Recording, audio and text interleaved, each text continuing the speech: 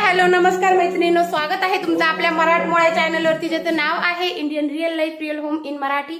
आणि मी प्रीती तुम्हा सगळ्यांचं स्वागत करते आपल्या या चॅनलवरती.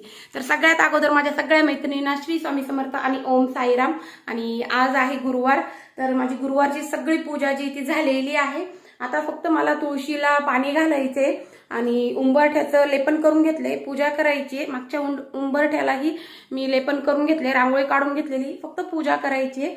आणि देवपूजा ही माझी सगळी झालेली आहे, पूर्ण व्यवस्थित देवपूजा करून घेतली. आता मला ते आज माझा 11 गुरुवार जे मी चालू केलेले मागच्या गुरुवारपासून, तर त्याचा दुसरा गुरुवार आहे. स्वामी समर्थांचे 11 गुरुवार करत आहे मी. तर त्याची मांडणी मला करायची त्या पूजेची. तर म्हटलं चला आता आपण आपलं ब्लॉग त्याचं स्टार्ट करूया. मागच्या वेळेला पूर्ण मांडणी मी तुम्हाला दाखवली होती, त्यानंतर सगळं माझं शेड्यूल तुमच्यासोबत शेअर केलेलं होतं. तो व्हिडिओही आय होप तुम्हाला आवडला असेल आणि हा व्हिडिओही तुम्हाला नक्कीच आवडेल, कारण की खूप छान अशी माहिती मी देण्याचा प्रयत्न केलेला आहे ह्या व्हिडिओमधनं सुद्धा. तर मी मांडणी करण्या अगोदर आहे ना, पूजेची मांडणी करण्या अगोदर टोटल माझं सगळं घर जे ते क्लीन करून घेत असते. हे जे गुरुवारचे उपवास आहे ना, ते मी संकल्पयुक्त केलेले आहे. आणि मी उपवास करते म्हणून माझ्या दोन्ही मुली, जी एक माझी मुलगी छोटी मुलगी जी ती 9वीला आहे आणि एक जी ती 11वीला आहे कॉलेजला, तर त्या दोघींनीही केलेले आहे. तर सकाळी पहाटपासनं जे ते रुटीन स्टार्ट झालेलं होतं.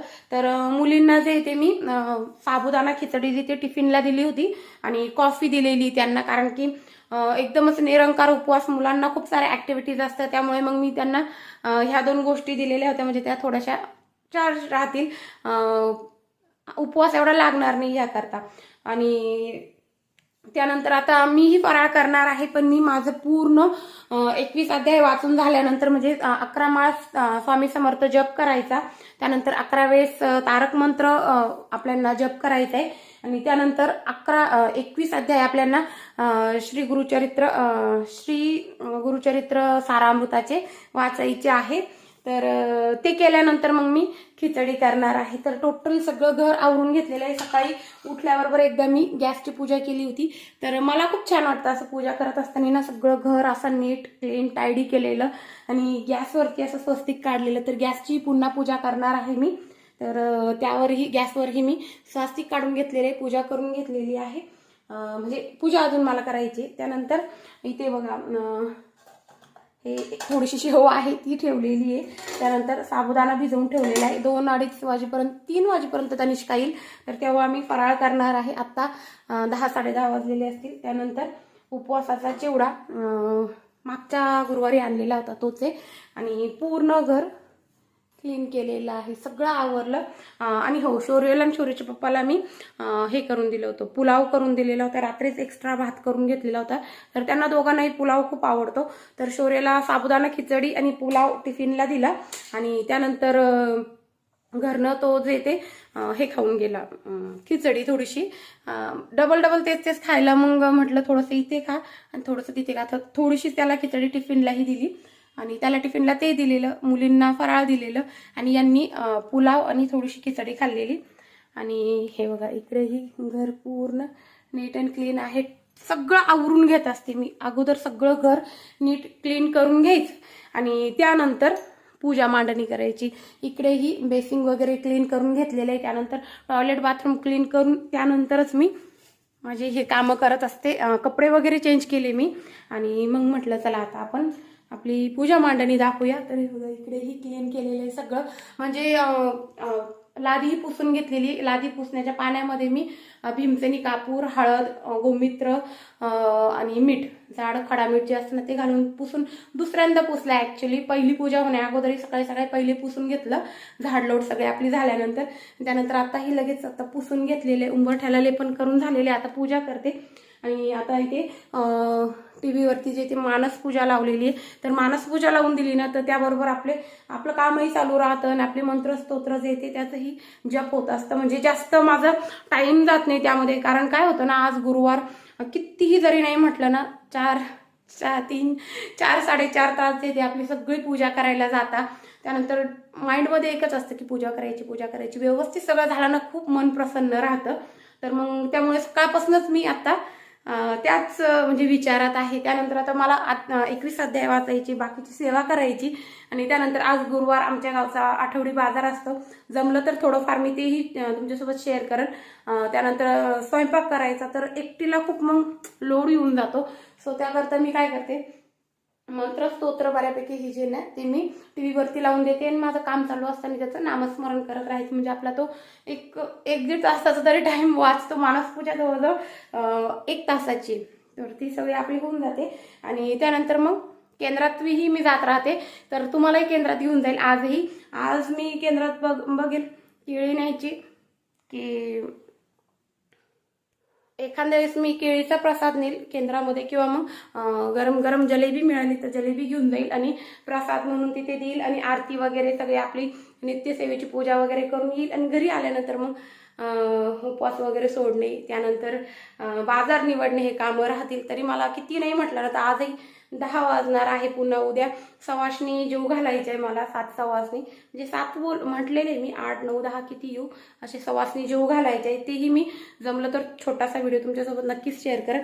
तर अशी होती आतापर्यंतची अपडेट. आता मी चाललेली आहे सगळ्यात अगोदर तुळशीला पाणी घालायसाठी. तर मी गुरुवारी काय करत असते, तुळशीला आहे ना केंद्रात सांगितलेले थोडंसं ना गाईचं कच्चं दूध असतं ना ते अर्पण करायचे आणि त्यानंतर पाणी अर्पण करायचे आणि आपली पूजा पुढची काय ती करायची.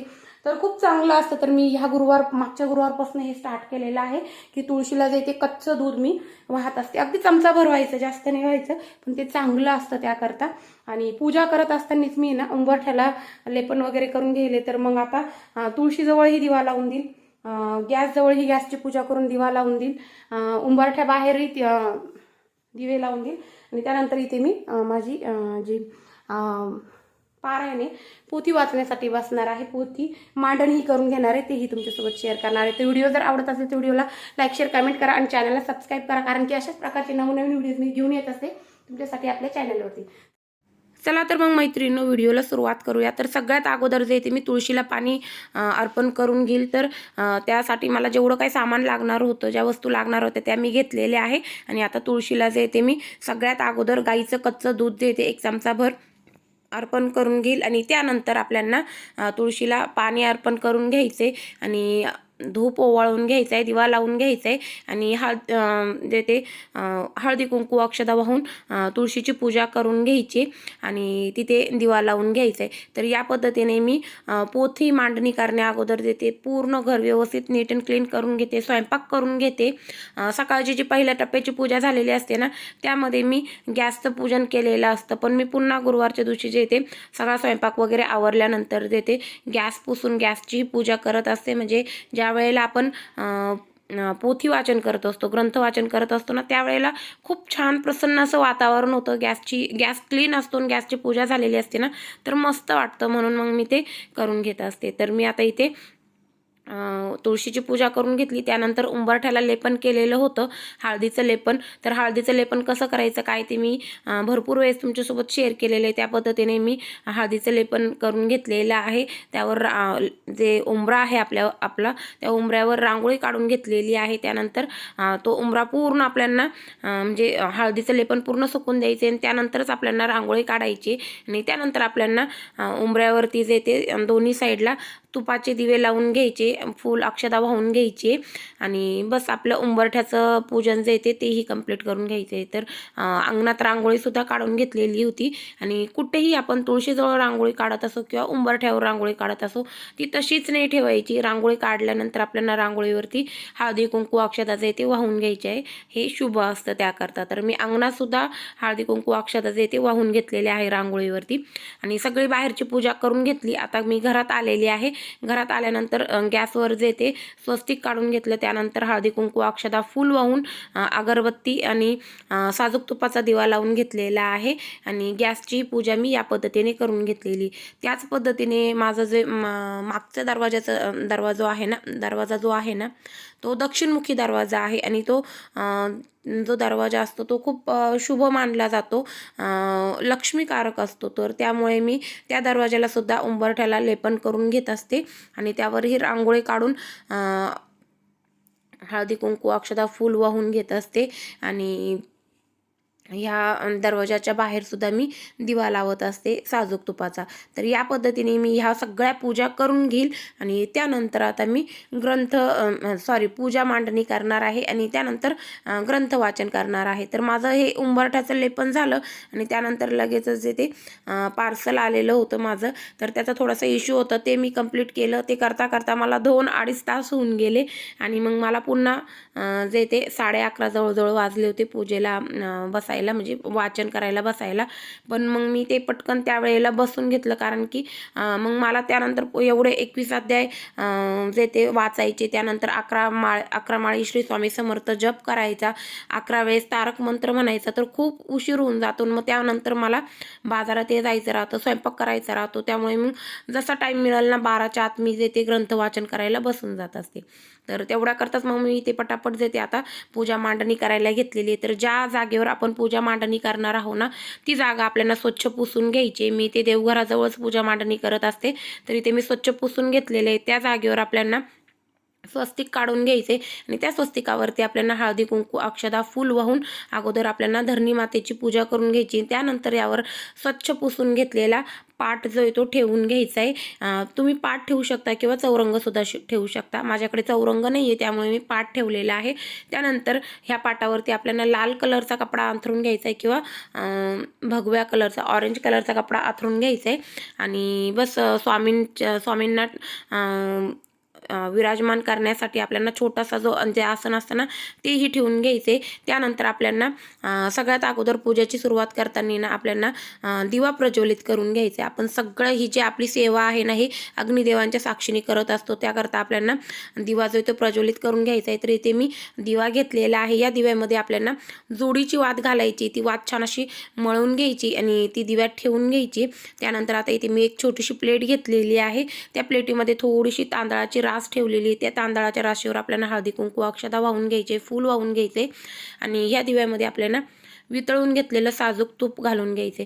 तर मी शक्यतो जे ते गुरुवारच्या दिवशी साजूक तुपाचाच दिवा लावत असते. पूर्ण 21 अध्यायाचं ग्रंथ वाचन होस तर हाच दिवा माझा चालू असतो साजूक तुपाचा. तर वाचन करत असताना मला 2दा तो दिवा जो तो भरावा लागतो, म्हणजे त्यातलं तूप जे ते संपतं त्यामुळे.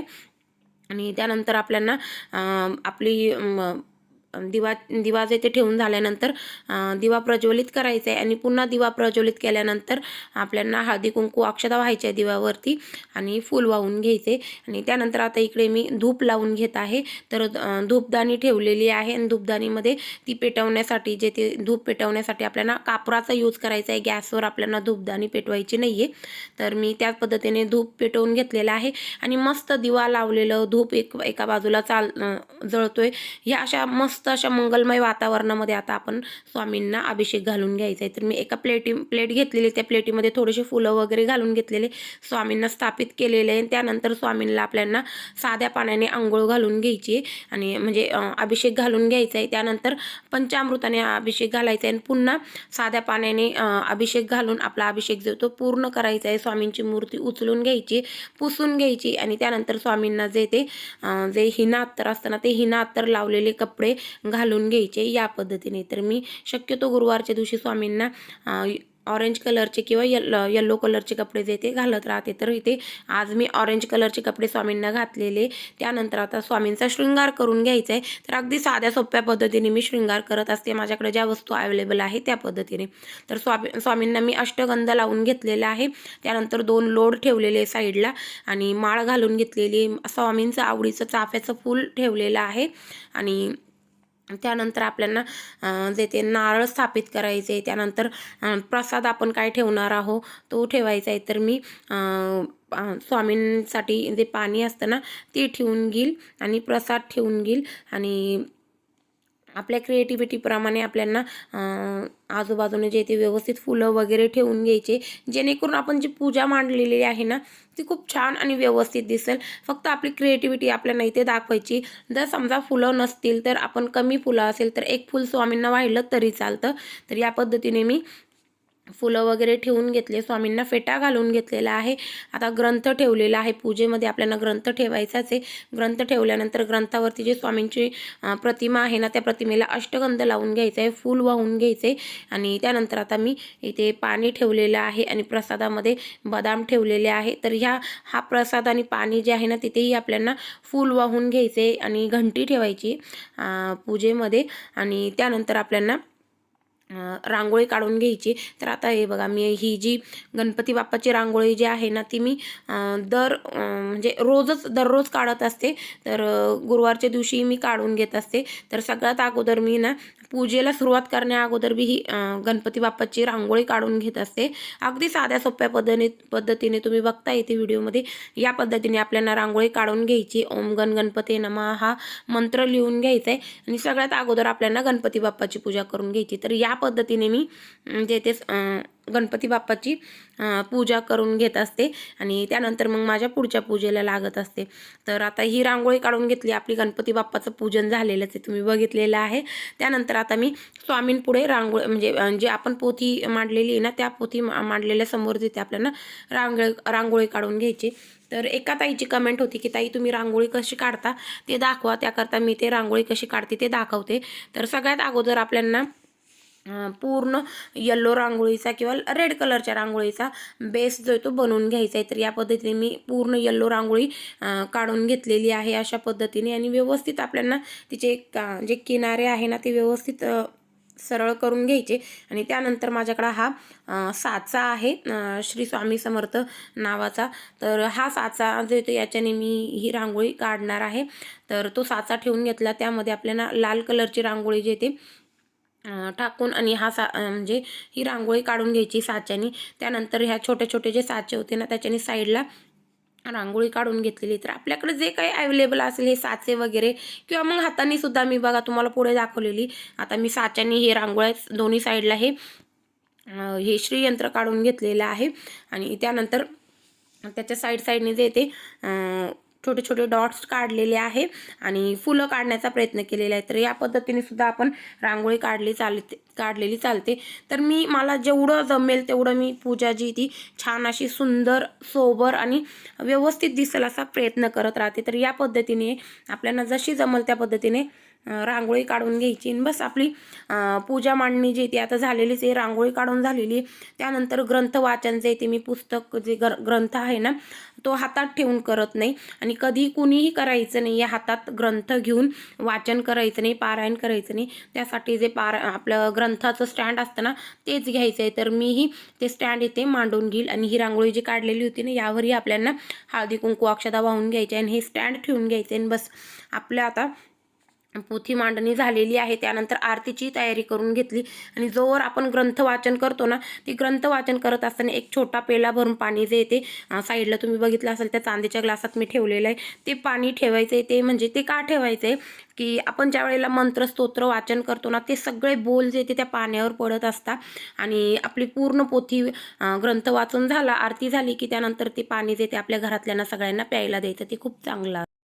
नमस्कार मैत्रिणींनो. तर खूप वेळानंतर मी तुमच्यासोबत भेटते.